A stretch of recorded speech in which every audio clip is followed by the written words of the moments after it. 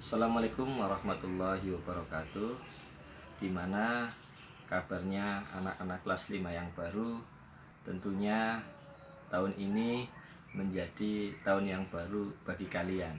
Kelas baru, gurunya juga baru. Pelajaran yang akan dipelajari juga baru. Ya. Untuk mengawali pelajaran kali ini, marilah kita berdoa terlebih dahulu. Bismillahirrahmanirrahim. Raditu billahi robba wa bil islami dina wa bi muhammadin nabiyya wa rasula.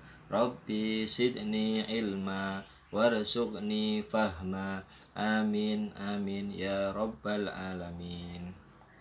Mudah-mudahan dengan pembacaan doa tadi, belajar kita menjadi lebih mudah dan tentunya diberkahi oleh Allah Subhanahu wa Ta'ala. Oke, anak-anakku yang saya cintai, pelajaran yang kalian akan pelajari kali ini yaitu tentang pelajaran Al-Quran Hadis, yang dalam hal ini akan membahas bab yang pertama, yaitu dengan judul Mari Belajar Surat Al-Kafirun, yang pada nantinya dalam pembahasan surat Al-Kafirun ini nanti ada 3 poin pembahasan. Yang pertama yaitu membaca surat Al-Kafirun itu sendiri. Yang kedua, latar belakang turunnya surat Al-Kafirun. Dan yang ketiga adalah kandungan dari surat Al-Kafirun. Marilah kita bersama-sama terlebih dahulu membaca surat Al-Kafirun. Diawali dengan ta'awud. A'udzu billahi minasyaitonir rajim. Bismillahirrahmanirrahim. Qul ya ayyuhal kafirun la a'budu ma ta'budun wa la antum 'abiduna ma a'bud wa la ana 'abidum ma 'abadtum wa la antum 'abiduna ma a'bud lakum dinukum waliyadin. Itulah bacaan surat Al-Kafirun. Kita baca sekali lagi surat Al-Kafirun bersama dengan artinya, biar kita di samping paham suratnya, ayatnya, dan juga kita paham artinya. Kita mulai lagi. Mari bersama-sama ya. Nanti kita baca 1 ayat, 1 arti. Saya contohkan dulu, nanti kalian bisa mengikuti ya. A'udzu billahi minasyaitonir rajim. Bismillahirrahmanirrahim. Qul ya ayyuhal kafirun. Katakanlah, hai orang-orang kafir. La a'budu ma ta'budun. Aku tidak akan menyembah apa yang kamu sembah. Wala antum abidu nama a'bud. Dan kamu bukan penyembah Tuhan yang aku sembah. Wala ana abidum ma abadtum. Dan aku tidak pernah menjadi penyembah apa yang kamu sembah. Wala antum abiduna ma a'bud. Dan kamu tidak pernah pula menjadi penyembah Tuhan yang aku sembah. Lakum dinukum waliyadin. Untukmu agamamu dan untukku agamaku. Itulah tadi surat dan arti dari surat Al-Kafirun. Mohon anak-anak nanti kalau bisa dihafalkan ya, biar nanti ketika ada soal terkait masalah surat Al-Kafirun beserta artinya kalian semua bisa paham, bisa mengerjakan, yang nantinya bisa menghasilkan nilai yang baik.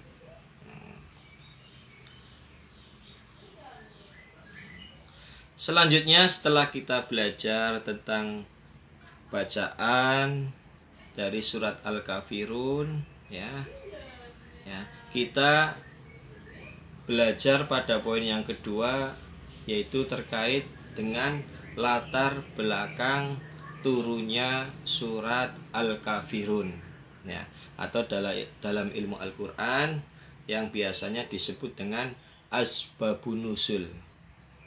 Ya.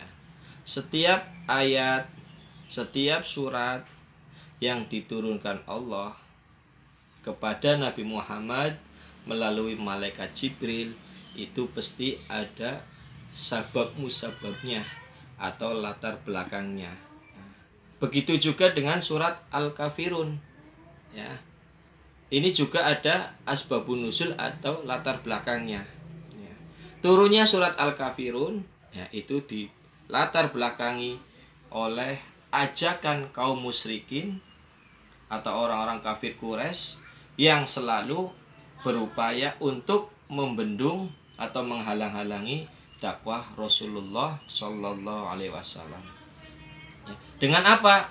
Dengan sebuah bujukan, ya, dengan sebuah bujukan, ya, sampai dengan cara penyiksaan dan juga intimidasi, ya. Namun tetap mengalami kegagalan. Ya. Akhirnya timbul gagasan mereka untuk mengajak kompromi Rasulullah, ya. Bahkan mengiming-imingi atau menawari Rasulullah dengan 3 tawaran.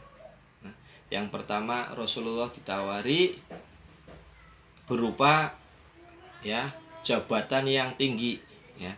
Yang kedua Rasulullah ditawari dengan harta yang banyak, dan yang ketiga Rasulullah ditawari akan dinikahkan dengan wanita yang cantik.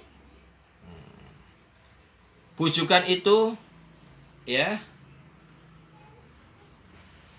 tapi Nabi Muhammad ya tidak mau atau tidak terbujuk dengan ajakan dari orang-orang kafir. Nah, di antara para pembesar dan algojo kaum kafir Quraisy yang mengajak Rasulullah beserta para sahabat Nabi untuk menyembah apa yang mereka sembah ya selama tahun, kemudian 1 tahun lagi berikutnya ya, mereka juga menyembah Allah gantian ya dengan tuntunan Rasulullah. Ya. Di antara orang sebut ya para pembesar dan algojo kafir Quraisy, yang pertama adalah Al-Walid bin Al-Mughirah.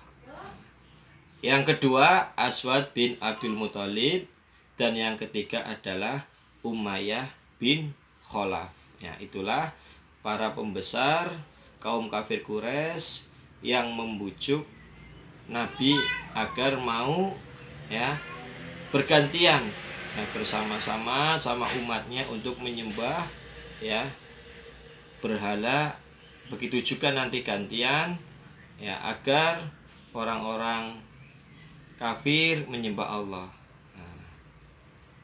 Selanjutnya untuk pembahasannya selanjutnya yaitu terkait masalah kandungan dari surat Al-Kafirun itu sendiri. Ya. Surat Al-Kafirun ini ya termasuk urutan surat yang ke-109 ya.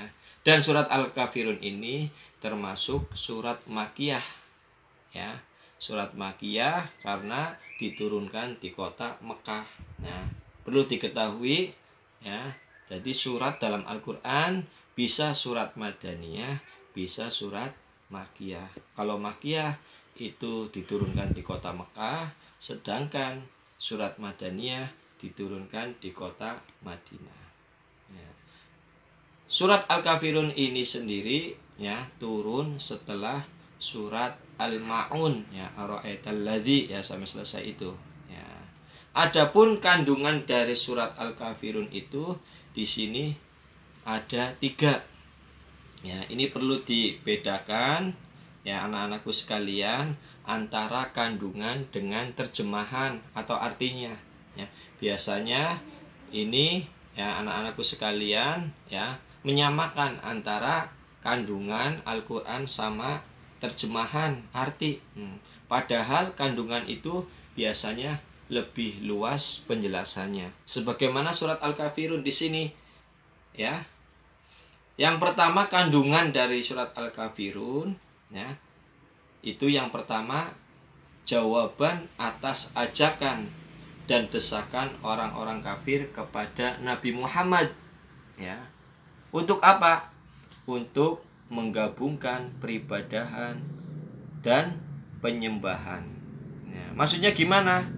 Ya, jawaban atas ajakan dan desakan orang kafir kepada Nabi Muhammad, tapi Nabi Muhammad itu menolaknya ya, menolak dengan cara yang halus ya. Bahkan diakhiri dalam surat Al-Kafirun di situ, lakum dinukum waliyadin ya, untukmu agamamu dan untukku agamaku ya.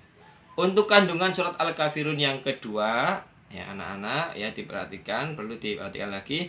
Di sini tidak diperbolehkan mencampur adukan antara peribadatan dan penyembahan dalam ajaran agama Islam dengan agama atau kepercayaan lain ya. Contohnya ya, antara umat Islam sama umat yang lain yaitu bergantian ataupun bersama-sama ya. Contohnya ya, umat Islam ketika hari Minggu ya berangkat ke gereja untuk melaksanakan ibadah kebaktian ataupun apa. Sebaliknya ya, orang-orang Kristen ya hari Jumatnya bergantian pergi ke masjid untuk sholat Jumat ya. Itu dalam ajaran Islam ya, termasuk dalam kandungan surat Al-Kafirun, ini tidak diperbolehkan. Nah, untuk selanjutnya kandungan yang ketiga yaitu tiap penganut agama harus saling menghargai dan menghormati terhadap peribadatan ya. Meskipun tadi tidak boleh mencampur adukan, tapi untuk masalah toleransi yang lain ya, itu dalam ajaran Islam itu diajarkan. Contohnya antara orang Kristen dan orang non-Muslim dan orang Islam ya, itu bersama-sama ya bekerja bakti membersihkan ataupun yang lainnya ya, bukan masalah ibadah, itu dalam Islam diperbolehkan. Lah itu diantaranya pembahasan terkait masalah surat Al-Kafirun, dari bacaan surat Al-Kafirun itu sendiri ya, latar belakang surat Al-Kafirun dan juga kandungan surat Al-Kafirun ya. Mudah-mudahan apa yang saya terangkan ya, meskipun sedikit ya, bermanfaat bagi anak-anakku semuanya ya. Terima kasih. Wassalamualaikum warahmatullahi wabarakatuh.